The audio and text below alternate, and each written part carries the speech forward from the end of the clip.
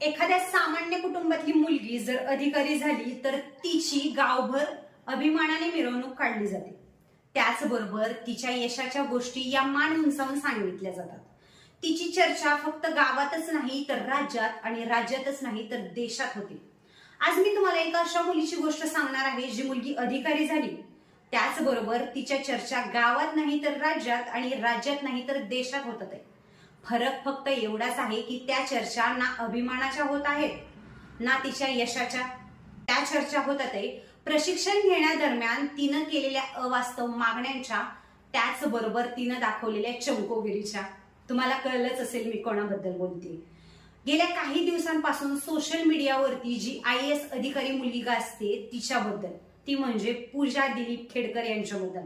नमस्कार, मी आहे रेश्मा आणि आपल्या सगळ्यांचं स्वागत आहे आजच्या या व्हिडिओमध्ये. पूजा खेडकर यांची UPSC